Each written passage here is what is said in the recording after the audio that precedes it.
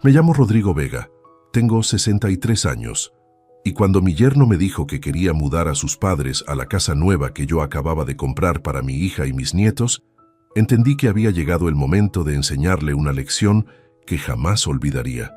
Lo que él no sabía es que durante 30 años trabajando como investigador privado, había aprendido a preparar sorpresas que cambian vidas para siempre. Imagínate la escena. Era un viernes por la noche. Estábamos cenando en mi casa para celebrar que finalmente había encontrado la casa perfecta para mi hija Lucía y mis dos nietos, Mateo de 14 años y Fernanda de 11 años. Una casa hermosa de 4 dormitorios en el mejor barrio de la ciudad, que había comprado en efectivo después de vender mi negocio de investigaciones. Lucía estaba feliz. Los chicos no cabían de emoción planeando cómo iban a decorar sus nuevos cuartos, y yo me sentía orgulloso de poder darle a mi familia la casa de sus sueños. Había trabajado como un animal durante 30 años para llegar a ese momento, pero mi yerno Nicolás, que hasta ese momento había estado callado, de repente carraspeó y dijo algo que me heló la sangre. «Rodrigo, quería hablar contigo sobre algo importante. Como la casa tiene 4 dormitorios y ustedes solo necesitan 3, pensé que sería perfecto para que mis padres se muden también. Ellos están teniendo problemas económicos y necesitan un lugar donde vivir». Me quedé con el tenedor a medio camino hacia la boca. «Disculpa, Nicolás, ¿dijiste que querés mudar a tus padres a la casa que yo compré para mi hija?» «Sí, es perfecto. La casa es grande, tiene lugar para todos, y así mis padres estarían cerca para ayudar con los chicos. Es una situación que nos conviene a todos». «¿Nos conviene a todos?», le pregunté tratando de mantener la calma. «¿A vos te parece que a mí me conviene mantener a tus padres en una casa que pagué yo?» Lucía inmediatamente saltó en defensa de su marido. «Papá, no es mantenerlos, es ayudarlos temporalmente.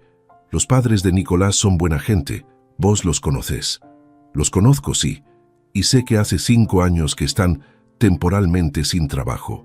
Y sé que viven de favor en casa de la hermana de Nicolás hace 2 años». Nicolás se puso a la defensiva. «Rodrigo, no es culpa de ellos que el negocio familiar haya quebrado. Fueron víctimas de la crisis económica». «¿Víctimas?», le pregunté con ironía. «¿O víctimas de haber gastado más de lo que tenían durante años sin ahorrar nada para las épocas difíciles?» «Papá, por favor», me interrumpió Lucía. «No hables así de los abuelos de mis hijos. Lucía, yo compré esa casa para vos y para mis nietos, no para que se convirtiera en un hogar de ancianos donde yo mantenga a la familia política». Nicolás se paró de la mesa. «No tenés por qué ser tan cruel, Rodrigo. Son personas mayores que necesitan ayuda». «¿Cruel? Yo soy cruel por no querer mantener a tus padres, y vos no sos cruel por pretender que yo pague los gastos de una casa para 6 personas cuando compré esa casa para 3. La discusión se puso cada vez más tensa. Lucía me acusó de ser egoísta. Nicolás me acusó de no entender los valores familiares. Los chicos se quedaron callados, incómodos con la pelea de los adultos. «Está bien», les dije finalmente. «Dejen que lo piense. Es una decisión importante y no la voy a tomar en caliente». Pero ya había tomado la decisión. Esa misma noche, después de que se fueran, empecé a hacer llamadas telefónicas que cambiarían todo.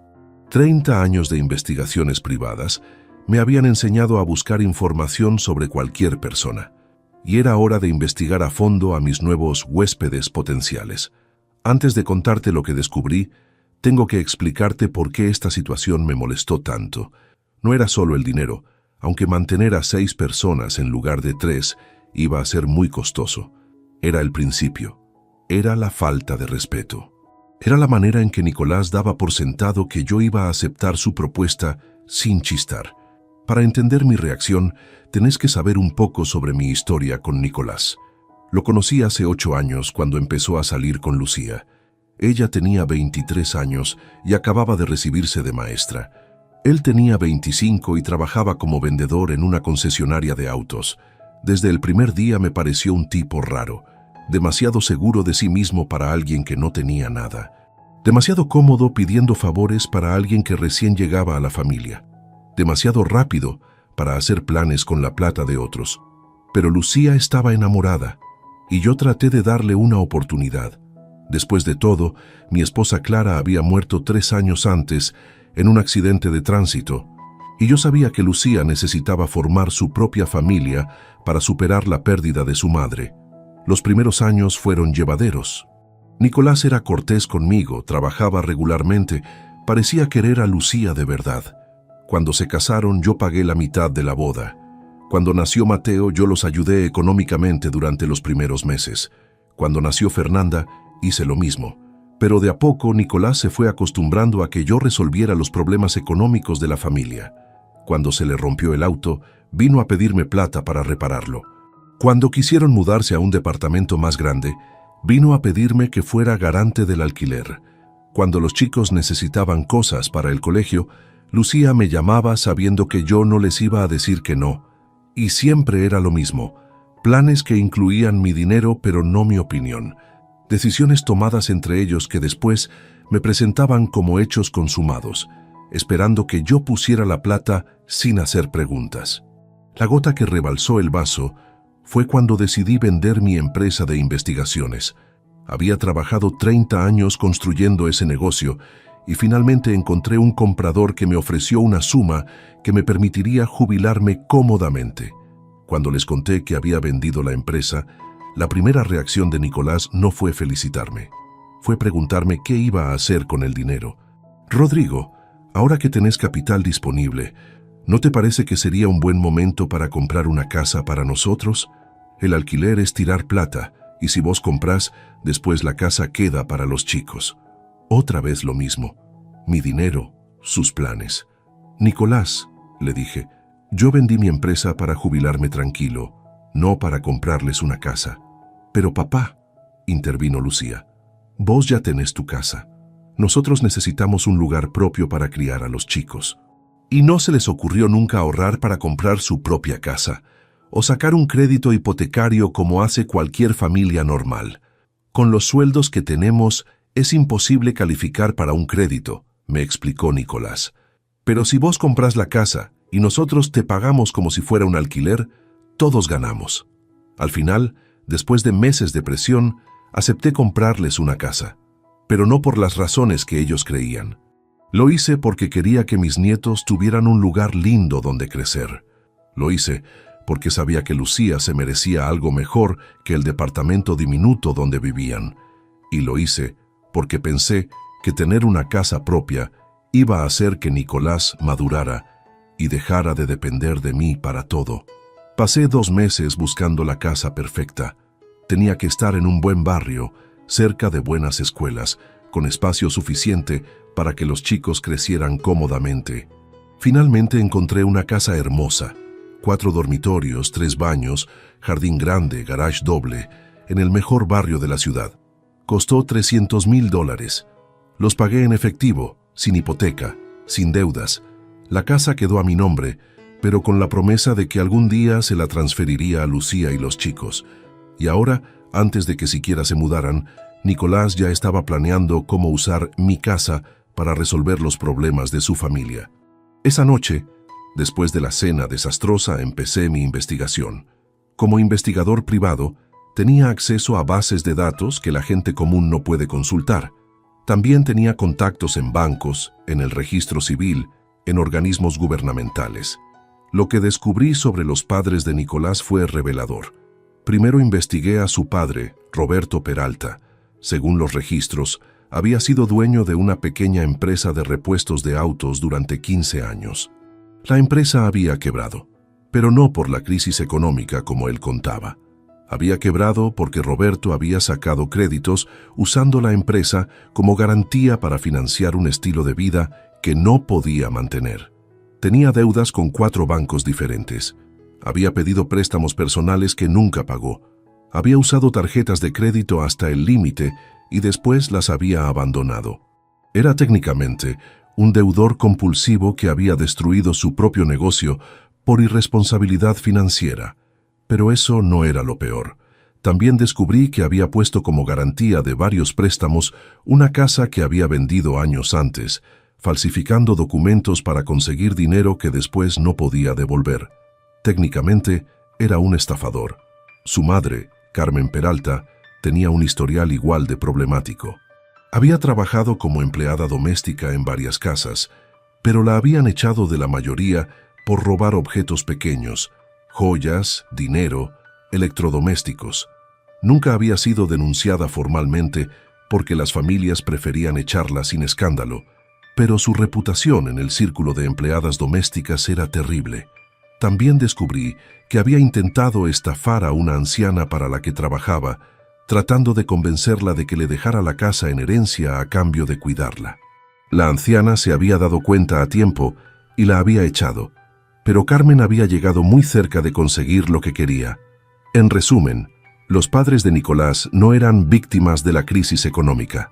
Eran dos estafadores de poca monta que habían vivido engañando a otros durante años y que ahora necesitaban una nueva víctima, y mi yerno quería que esa víctima fuera yo. Pero yo no era una víctima fácil. Era un investigador privado con 30 años de experiencia, desenmascarando mentirosos y estafadores, y tenía un plan para darles una lección que jamás olvidarían. El lunes siguiente llamé a Nicolás. Nicolás, estuve pensando en tu propuesta sobre tus padres. Me parece que tenés razón. La casa es grande, hay lugar para todos, y la familia debe ayudarse en los momentos difíciles. Se quedó callado durante un momento, sorprendido por mi cambio de actitud. ¿En serio, Rodrigo, estás de acuerdo? Completamente. De hecho, quiero conocer mejor a tus padres antes de que se muden. ¿Por qué no los invitas a cenar el viernes? Así charlamos sobre cómo va a ser la convivencia. Perfecto. Ellos van a estar felices. Te aseguro que son personas maravillosas. Estoy seguro de que sí. Durante esa semana, terminé de preparar mi sorpresa. Contraté a un amigo investigador para que recopilara toda la información posible sobre los Peralta. Pedí copias certificadas de todos los juicios que tenían pendientes. Conseguí testimonios de personas que habían sido estafadas por ellos. Armé un expediente completo de su historial delictivo. También contraté a un abogado especializado en derecho penal para que revisara toda la información y me dijera exactamente qué delitos habían cometido y cuáles eran las penas que les correspondían. Y finalmente, preparé una presentación audiovisual con toda la información, como las que solía hacer para mis clientes cuando les entregaba los resultados de una investigación. El viernes llegó la gran noche. Roberto y Carmen Peralta llegaron a mi casa vestidos como para una ocasión especial. Eran dos personas de unos 60 años, bien cuidadas, que sabían cómo dar una buena primera impresión. «Rodrigo», me dijo Roberto estrechándome la mano, «no sabes lo agradecidos que estamos por tu generosidad. No cualquiera abriría su casa a gente que recién conoce». «Es verdad», agregó Carmen. «Nicolás nos contó que sos una persona de gran corazón. Se nota que criaste muy bien a Lucía». Durante la cena fueron encantadores. Roberto me contó la historia oficial de su quiebra, la crisis económica, la falta de clientes, los impuestos altos, todos los factores externos que habían destruido su negocio. Carmen me habló de lo difícil que era conseguir trabajo a su edad, de lo caros que estaban los alquileres, de lo mucho que extrañaban tener una casa propia. Lucía y Nicolás estaban felices viendo que nos llevábamos bien. Los chicos habían hecho buena onda con sus nuevos abuelos. Todo parecía perfecto. Después de la cena, cuando estábamos tomando café en el living, decidí que había llegado el momento de mi presentación. «Roberto, Carmen», les dije, «antes de que tomemos la decisión definitiva sobre la mudanza, me gustaría mostrarles algo. Como investigador privado tengo la costumbre de verificar la información que me dan. Espero que no se ofendan». Roberto y Carmen se miraron entre ellos, un poco nerviosos. «Por supuesto, Rodrigo», dijo Roberto.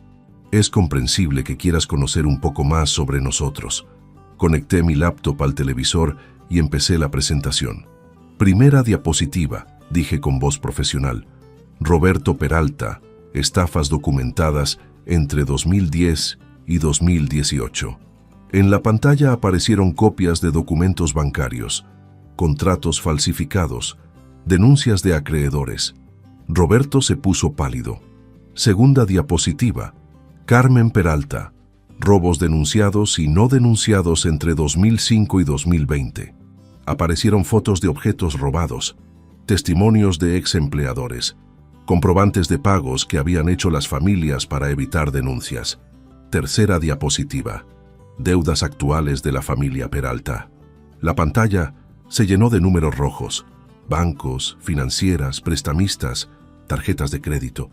Una montaña de deudas que totalizaba más de 200,000 pesos. Cuarta diapositiva. Juicios en curso contra Roberto y Carmen Peralta. Documentos judiciales, citaciones, órdenes de embargo. Habían logrado evitar la cárcel hasta ahora, pero tenían la justicia respirándoles en la nuca. El silencio en el living era sepulcral. Lucía miraba a Nicolás con cara de no entender nada. Nicolás miraba a sus padres con cara de pánico.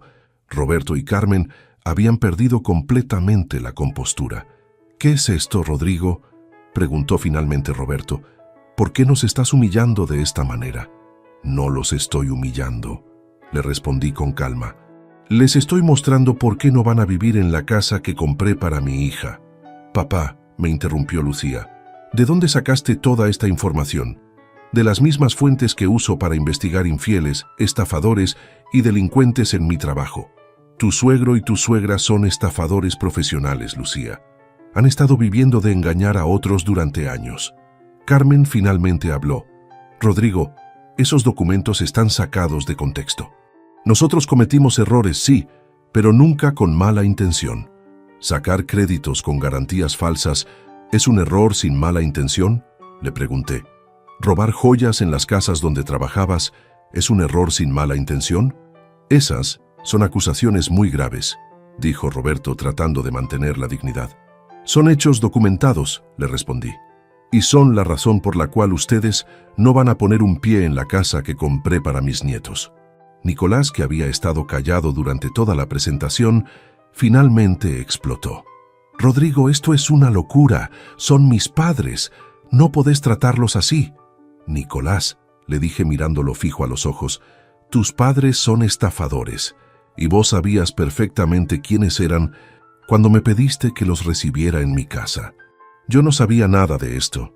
«¿En serio? ¿Tu propio padre perdió su negocio por estafas y vos no sabías nada? ¿Tu madre fue echada de 3 trabajos por robar y vos no tenías idea?». Lucía se paró de la mesa, furiosa. «Papá, esto es demasiado. Aunque sea verdad todo lo que estás diciendo, no tenías derecho a humillarlos de esta manera». «¿Humillarlos?». «Lucía, estos dos vinieron a mi casa con la intención de estafarse. ¿Te pensás que casualmente tienen problemas económicos justo cuando yo compro una casa grande? ¿Te pensás que casualmente Nicolás me propone que vivan acá justo después de que yo venda mi empresa?». Roberto se paró también. «Rodrigo, esto es un malentendido. Nosotros nunca tuvimos intención de estafarte». «¿No? Entonces explícame esto». Puse la última diapositiva. Era una transcripción de una conversación telefónica entre Roberto y Carmen que mi contacto en la compañía telefónica había conseguido para mí. «Roberto, el viejo es perfecto, tiene plata, vive solo y está desesperado por ayudar a su hija». Carmen: «Y lo mejor es que Nicolás ya lo tiene ablandado, le compró la casa sin chistar». Roberto: «Una vez que estemos viviendo ahí va a ser muy difícil que nos eche. Y si se pone problemático, siempre podemos usar a los chicos como excusa». Carmen: «Es exactamente lo mismo que hicimos con la hermana de Nicolás, solo que esta vez el target tiene mucha más plata».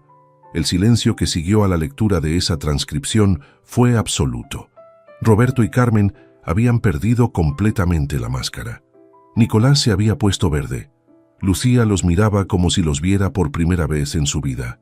«Ahora», les dije, «quiero que escuchen atentamente lo que va a pasar a partir de este momento». Me paré y adopté el tono profesional que usaba cuando entregaba mis informes finales a los clientes. «Primero, Roberto y Carmen Peralta van a salir de mi casa inmediatamente y no van a volver nunca más.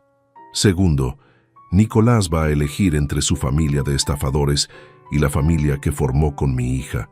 Si elige a sus padres, se puede ir con ellos y no volver más. Tercero, la casa que compré para Lucía y mis nietos va a ser transferida a un fideicomiso que garantice que solamente ellos puedan vivir ahí. Ningún familiar político va a poder mudarse jamás. Cuarto, Si alguno de ustedes tres intenta acercarse a mis nietos sin mi autorización, voy a presentar todas estas pruebas en la justicia y se van a podrir en la cárcel. Roberto trató de protestar. Rodrigo, esto es una exageración. Nosotros somos gente honesta, que pasó por momentos difíciles. Ustedes son estafadores que eligieron mal a su víctima, le respondí. La diferencia entre ustedes y yo es que yo sé reconocer a un estafador desde el primer día, y ustedes pensaron que era un viejo tonto con plata. Carmen empezó a llorar, pero eran lágrimas de actuación. Rodrigo, por favor, pensá en los nietos, ellos nos quieren. Los nietos van a estar perfectamente sin abuelos estafadores en sus vidas. De hecho, van a estar mejor. Lucía finalmente habló. Papá, aunque tengas razón sobre ellos, no podés obligar a Nicolás a elegir entre su familia y nosotros. No lo estoy obligando a nada, Lucía. Le estoy dando información para que tome una decisión informada. Ahora sabe exactamente quiénes son sus padres. Si quiere seguir defendiéndolos después de ver todas las pruebas, esa es su decisión. Nicolás había estado callado durante todo mi ultimátum, pero ahora se acercó a mí. Rodrigo, entiendo que estés enojado. Entiendo que la información que encontraste es comprometedora, pero son mis padres. No puedo abandonarlos. Nicolás, le dije, durante 8 años te ayudé económicamente cada vez que tuviste problemas. Te pagué reparaciones del auto, te avalé alquileres, te compré una casa, y tu manera de agradecerme fue traer a tu familia de estafadores para que me roben. Yo no sabía que ellos habían hecho esas cosas, pero sabías que siempre tenían problemas de plata. Sabías que no podían mantenerse solos. Sabías que iban a ser una carga económica para mí. Y aún así me los quisiste meter en casa. Pensé que vos podías ayudarlos. ¿Con mi plata? ¿Sin consultarme? ¿Después de todo lo que ya hice por ustedes? Nicolás se quedó callado porque sabía que tenía razón. Toma tu decisión, le dije. Te doy 5 minutos. Esos 5 minutos fueron los más tensos de mi vida. Roberto y Carmen habían salido al jardín a hablar en voz baja, probablemente planeando su próximo movimiento. Lucía estaba sentada en el sillón con cara de no entender nada de lo que estaba pasando. Los chicos se habían ido a su cuarto, asustados por la tensión. Finalmente, Nicolás volvió del jardín donde había estado hablando con sus padres. «Rodrigo», me dijo, «mis padres van a buscar otro lugar donde vivir. No van a mudarse a la casa nueva. ¿Y el resto de mis condiciones? También las acepto. ¿Estás seguro? Porque si después cambias de opinión, no va a haber marcha atrás». «Estoy seguro». Roberto y Carmen se acercaron para despedirse. Ya no eran las personas encantadoras que habían llegado 3 horas antes. Ahora se veían como lo que realmente eran, 2 estafadores descubiertos que habían perdido a su próxima víctima. «Rodrigo», me dijo Roberto, «esperamos que algún día puedas perdonarnos». «Roberto», le respondí, «yo no tengo nada que perdonarles porque nunca me estafaron, pero tampoco tengo nada que agradecerles porque nunca me ayudaron. Simplemente desaparezcan de nuestras vidas». Carmen también quiso decir algo, pero yo la paré con un gesto. «Carmen, ahórrate el discurso.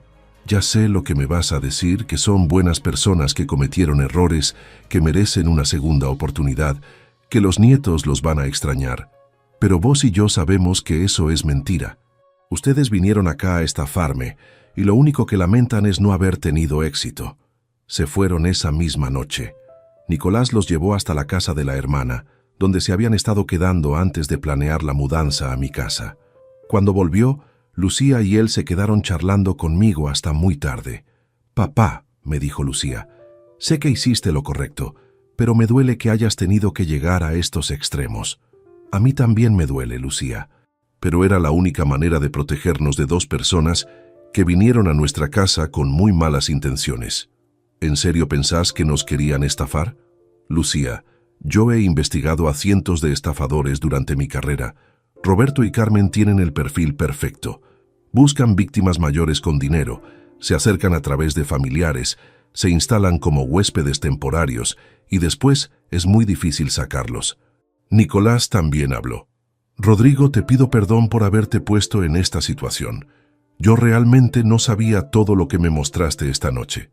«Nicolás, puede ser que no supieras los detalles, pero sabías que tus padres tenían problemas económicos crónicos. Y sabías que la única manera de que se mudaran a mi casa era con mi plata. Tenés razón, fue muy egoísta de mi parte. ¿Y ahora qué va a pasar con ellos? Van a tener que arreglárselas solos. Ya son grandes, tienen que hacerse responsables de las decisiones que tomaron durante todos estos años. Esa noche, después de que Lucía y Nicolás se fueran, me quedé pensando en todo lo que había pasado. Por un lado, me alegraba haber descubierto las verdaderas intenciones de los Peralta antes de que fuera demasiado tarde. Por otro lado, me entristecía que mi yerno hubiera estado dispuesto a usarme de esa manera. Pero también me sentía orgulloso de haber defendido a mi familia. Durante 30 años, como investigador privado, había ayudado a cientos de personas a descubrir la verdad sobre sus familiares, sus empleados, sus socios de negocios. Ahora había usado esas mismas habilidades para proteger a mi propia familia. Los días siguientes fueron extraños. Lucía me llamaba seguido para preguntarme cómo estaba, si no me arrepentía de haber sido tan duro con los padres de Nicolás.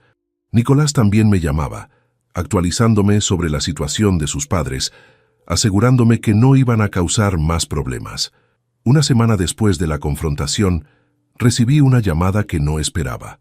Era Carmen Peralta. «Rodrigo, habla Carmen. ¿Podríamos encontrarnos para hablar? Quiero explicarte algunas cosas que quedaron sin aclarar la otra noche.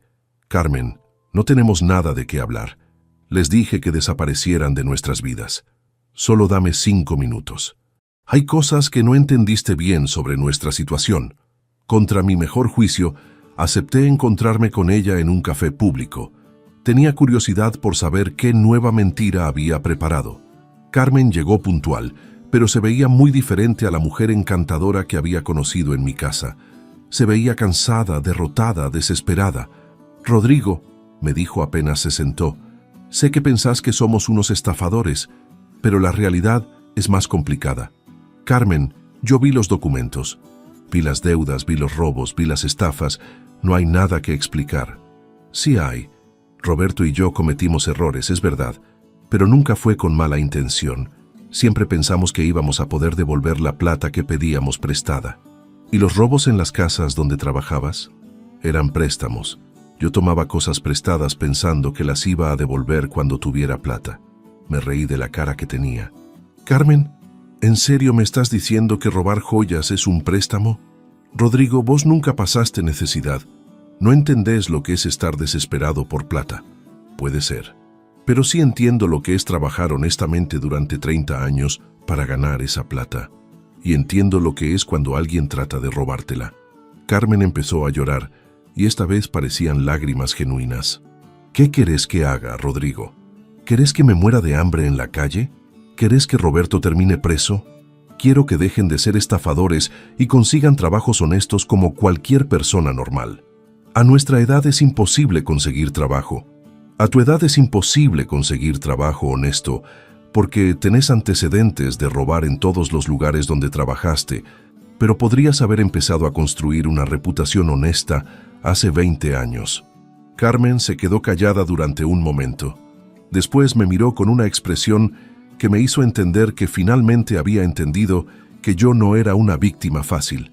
«Rodrigo, ¿hay alguna manera de que podamos arreglar esto? ¿Alguna forma de que nos perdones?» «Carmen, yo no tengo nada que perdonarles porque nunca me hicieron nada, pero tampoco tengo ninguna razón para ayudarlos. Ustedes son adultos responsables de sus propias decisiones. ¿Y si te prometemos que nunca más vamos a acercarnos a tu familia?» Esa promesa ya la hicieron implícitamente cuando se fueron de mi casa la otra noche. Carmen se levantó de la mesa con cara de resignación. «Está bien, Rodrigo.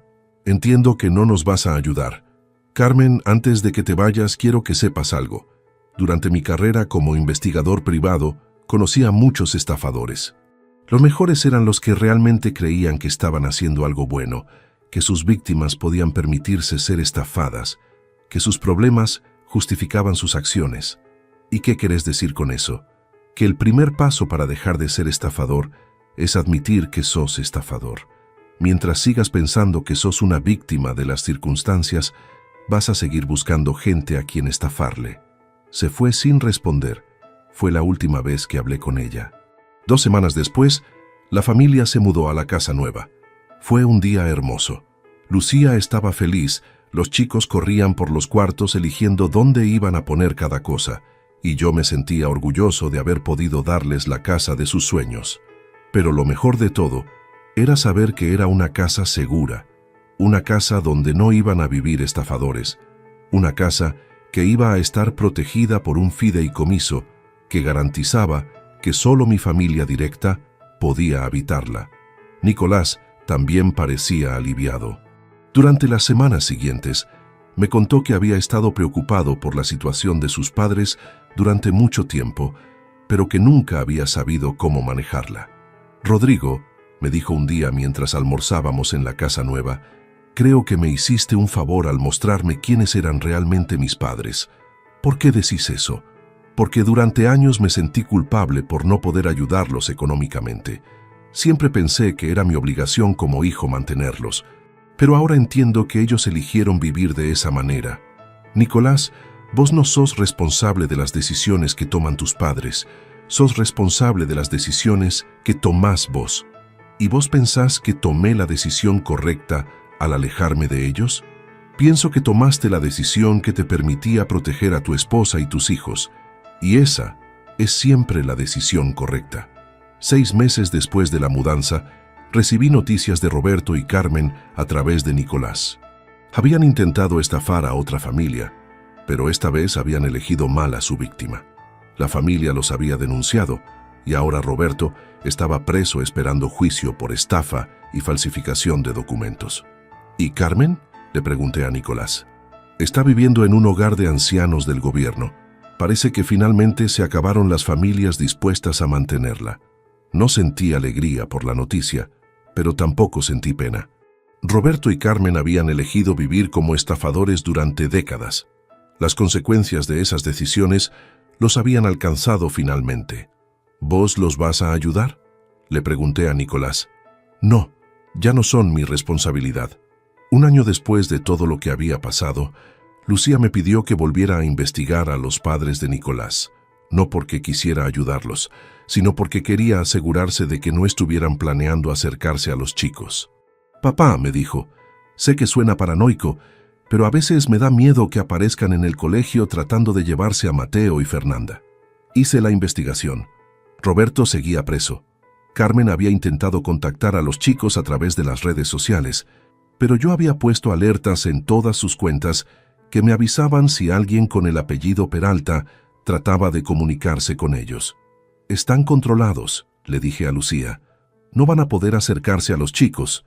«¿Y si salen de la cárcel?» «Si Roberto sale de la cárcel va a tener prohibición de acercamiento a menores como parte de su libertad condicional. Y si Carmen intenta algo, tengo suficientes pruebas para meterla presa también». Lucía se quedó más tranquila con esa información. Durante ese año, la vida familiar se estabilizó completamente. Mateo y Fernanda se adaptaron perfectamente a la casa nueva. Estaban en una escuela excelente, tenían amigos nuevos y lo más importante, estaban creciendo en un ambiente seguro. Nicolás había madurado mucho después de toda la experiencia. Ya no era el yerno que daba por sentado que yo iba a resolver todos sus problemas económicos. Ahora trabajaba más horas, ahorraba dinero, tomaba decisiones responsables sobre el futuro de su familia. Una noche, durante una cena familiar, me hizo una pregunta que me sorprendió. «Rodrigo, ¿cómo sabías que mis padres eran estafadores desde el primer momento?» «No lo sabía desde el primer momento», le respondí, «pero había señales que me hacían sospechar». «¿Qué tipo de señales?» «Primera señal, siempre tenían problemas económicos, pero nunca era culpa de ellos. Siempre era la economía, los clientes, los impuestos, algún factor externo. Segunda señal, nunca hablaban de soluciones a largo plazo. Solo necesitaban ayuda temporalmente, hasta que se acomodaran. Tercera señal, siempre sabían exactamente cuánta plata necesitaban y para qué, como si hubieran hecho los cálculos muchas veces antes. ¿Y la cuarta señal? La cuarta señal eras vos. Nicolás se sorprendió. ¿Yo? Vos sabías que tus padres tenían problemas crónicos de dinero, pero igual me los quisiste meter en casa sin consultarme primero cuánto iba a costar mantenerlos. Eso me dijo que o eras muy ingenuo o estabas siendo cómplice. ¿Y qué pensás ahora? Ahora pienso que eras ingenuo, pero también pienso que aprendiste de la experiencia. Esa conversación marcó un antes y un después en mi relación con Nicolás. Por primera vez en 8 años, sentí que era un yerno que realmente valoraba lo que yo había hecho por su familia. 2 años después de la mudanza, algo pasó que me confirmó que había tomado las decisiones correctas. Mateo, que ahora tenía 16 años, vino a hablar conmigo sobre una situación en el colegio. «Abuelo», me dijo, «hay un compañero que me está pidiendo que le preste plata. Dice que sus padres están pasando por una mala situación y que me va a devolver todo cuando ellos se acomoden. ¿Y vos qué pensás?» «Pienso que puede ser verdad, pero también me acuerdo de lo que pasó con los padres de papá. ¿Cómo hago para saber si me está diciendo la verdad?». Me llenó de orgullo escuchar esa pregunta. Mi nieto había aprendido a ser escéptico, a no creer ciegamente las historias de personas que necesitaban dinero. «Mateo», le dije, «vos conocés a los padres de tu compañero. Los vi una vez en una reunión del colegio. ¿Y cómo estaban vestidos? ¿Parecían personas que estaban pasando problemas económicos? No, estaban bien vestidos, tenían ropa cara. ¿Tu compañero tiene celular nuevo?»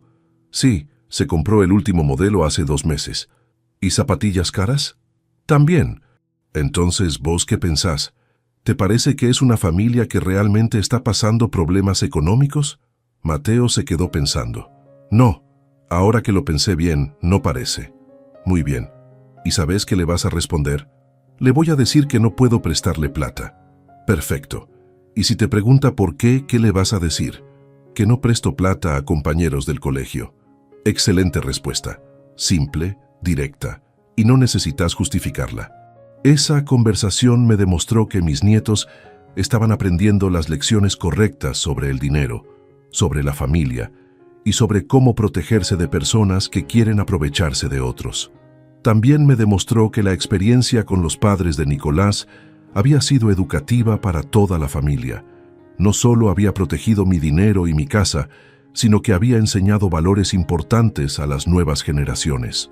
Fernanda también había aprendido lecciones valiosas. Un día me contó que una compañerita de colegio le había pedido que le trajera dinero de casa para comprar útiles escolares. «¿Y vos qué hiciste?», le pregunté.